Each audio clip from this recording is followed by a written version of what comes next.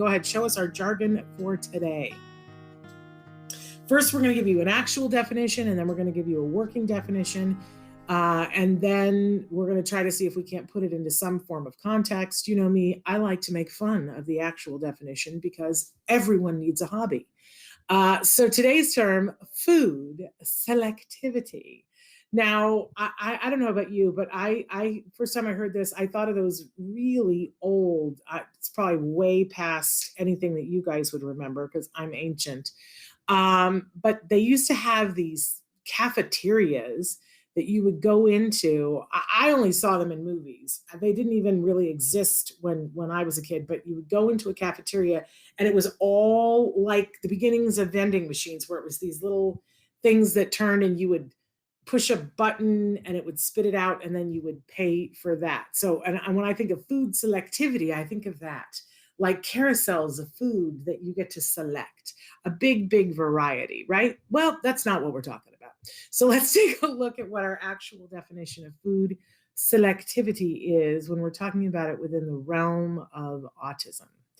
So food selectivity,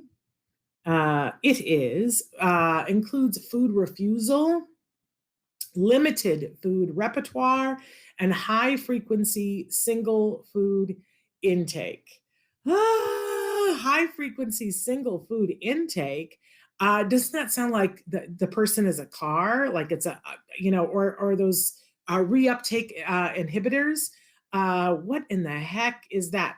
But I think we all know what food refusal is, right? And limited food repertoire. I think that we're all pretty familiar. But what in the heck is high frequency single food intake? Let's move on to our working definition and see if we can't get this a little bit clearer. So food selectivity, it's picky eaters. I think we can all understand that, right? But what's the difference between when something like, I think all of us are picky about some things, right, that we eat. But when is it something that is such a problem that we need intervention? And when is it something that is such a problem that it could be preventing the child from thriving, like literally become a life or death situation? So first of all, let's talk about a spectrum. Not just the autism spectrum, but a spectrum of picky eaters. And I think that, it's normal for all kids on and off the spectrum to have certain foods that they like more than other foods, right? And of course, if they have a choice, wasn't it Evelyn Kung who was saying yesterday, like, look, if we could all just do what we wanted to do and only do that, wouldn't we? And so if we were able to just eat whatever we wanted 24/7 and have no ramifications from it, what would we eat? I would not eat beans. Can I just say? And yet a great deal of my diet is beans, because I'm vegan at the moment. So, what's the story here? Why am I eating beans if it's not like I'd rather eat butter pecan ice cream 24/7? But hey, I'm allergic to milk and I have diabetes. So while ice cream may taste good for a second, it's not going to be something that's good for me. So I put it through a whole filter of things about how do I want to feel right now and how do I want to feel later on, and do I want to be healthy and do I want to stick around, right? We can't expect children on or off the spectrum to be making those kinds of choices for themselves, right? So we should expect a certain amount of picky eaters. But you and I both know that when we're talking about this on the autism spectrum, we have kids who will only eat one thing or one color or one texture, right? That's an entirely different thing. And that requires some help and support. And people are going to tell you, oh, they'll grow out of it. All kids are picky eaters. And you and I both know, common sense filter, that kind of one size fits all thinking doesn't really apply to our kids. Just isn't useful. And people who are saying to you, all kids are picky eaters, yes. But we're talking about a different place on the spectrum. We're talking about I can only feed my child French fries and chicken nuggets. And by the way, the French fries have to come from the Burger King on this street, not the one on that street. And they have to be a certain level of hot and a certain level of salted. Otherwise, my child won't eat. That's an entirely different thing. And I would tell you lovingly, parent to parent, you're probably not going to be able to crack that problem on your own. And you shouldn't have to, right? There are experts who are really good at food selectivity, and it's a slow process. It takes a lot of time, a lot of patience, and a lot of adherence to it. But they're wildly successful. Now, I'm saying that, but I want to give you the absolute best possible information going into this, because I know some of you are going to call up your ABA provider today and go, hey, I'd like this fixed by next Wednesday because my mother-in-law is coming, and next Wednesday I need for my child to eat her lasagna, and he does not eat red foods, right? I just want to reiterate, these interventions take time and that they are effective, but it's not unusual for something to take 6 months to a year to really see the big improvement. But what's fun about that is that, a year goes by, kind of like, look at how fast the last year went by, right? Like seemed like it was interminable while we were going through it, but now suddenly it's like, wow, a year passed? That's kind of crazy, right? And it's sort of the same thing with treatments for your kiddos with autism, that it's going to feel excruciating while you're going through it, but then you arrive someplace and you go, well, that wasn't that bad. It took a year, but we're here, right? If it works, we're sort of willing to put the time in. And I'm telling you, if you're working with a professional for food selectivity, you are going to see some improvement, but it's going to be slow moving. But I guarantee you that if you really follow the intervention and you got a good expert, you'll look back a year later and you'll go, oh, we're in an entirely different place than where we started out. So, we have those picky eaters, we have the kiddos that there's a real selectivity issue, and you really got to get good ABA help, good quality ABA help for that, or a feeding expert. But then there is a whole other place on the spectrum where kids are ingesting things that are not edible. That's pica. They call that pica. And then there are kids who just won't eat. And we talk about food refusal, but I'm talking about kids who are not at their recommended weight, and that the doctor has looked at them and said, either we are on the cusp of, or we are in failure to thrive. And I just want to lovingly say that if you have a kiddo that's in that category, that is an entirely different intervention, and it's a 5-alarm fire. You need to get help and support today for that, because kiddos need to eat and they need to ingest food, and you have to look at things medically. You have to make sure that there's nothing preventing them from swallowing, that there's no pain, that there's no ulcers that could be causing that. And then we have to work to get that taken care of. So big spectrum, not one size fits all, the food selectivity thing. And you kind of have to know for yourself, like, where do I think we fall on this? And then you got to push for services wherever that is. If your child is just being picky, there's a whole lot of things that we can do. There's a whole lot of research that we can help you with to expand their diet so that we literally get to the point where our kiddos eat the rainbow, and I've got tons of advice if that's what's going on, right?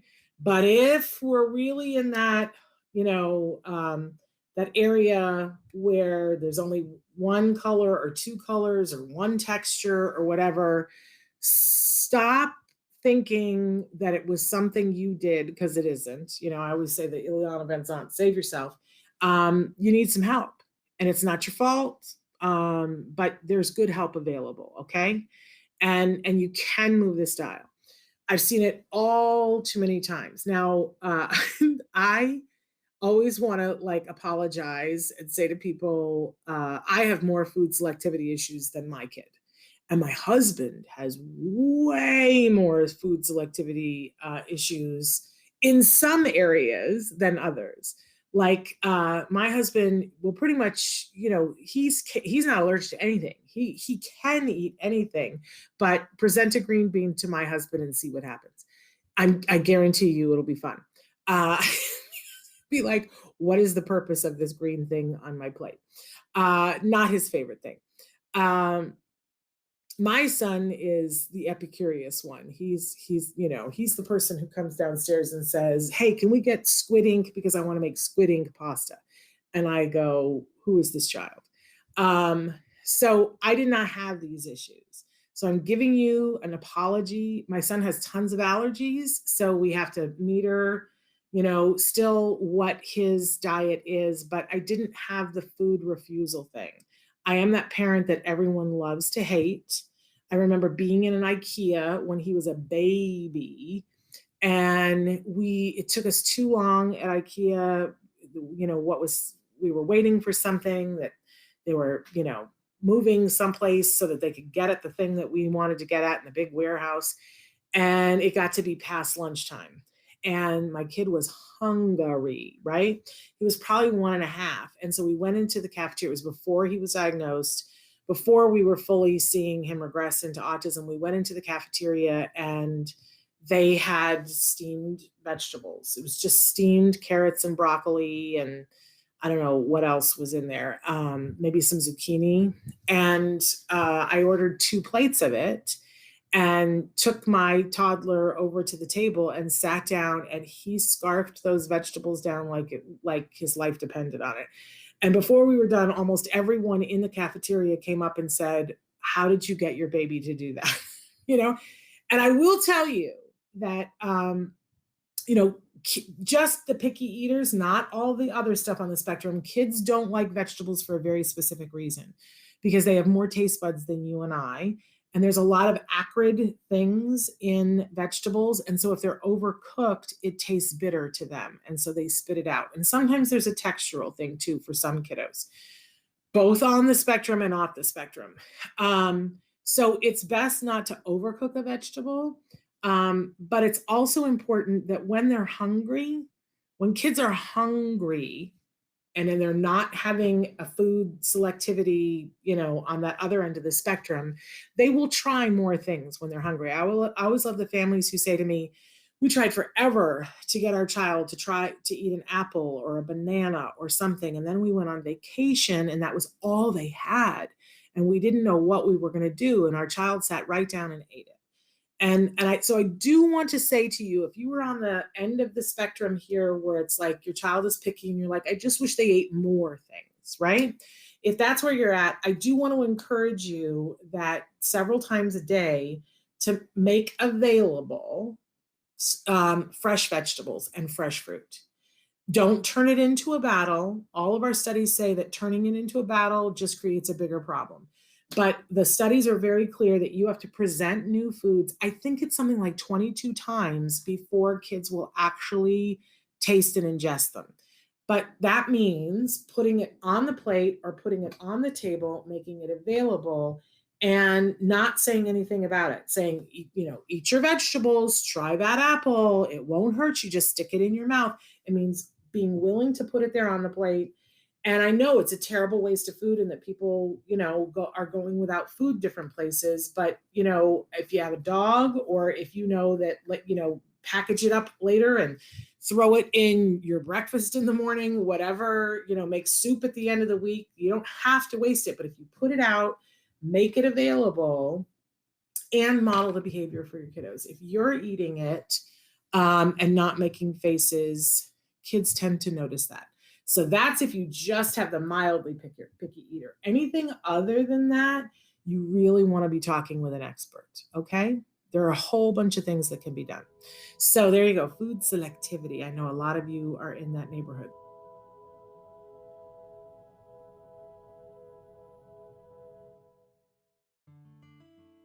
Thanks for watching Autism Live. If you found anything helpful in this video, please give us a like. In fact, make sure that you smash that subscribe button on YouTube and give us a like on Facebook. You can also follow us on Twitter and Instagram for important updates. And please download our free podcast wherever you get your podcasts. See you next time. Until then, give your kiddos a hug from me and one for you too. Bye-bye for now.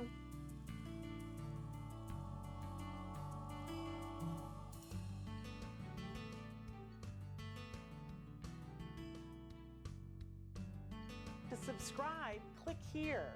And if you'd like to check out some more of our videos, click here.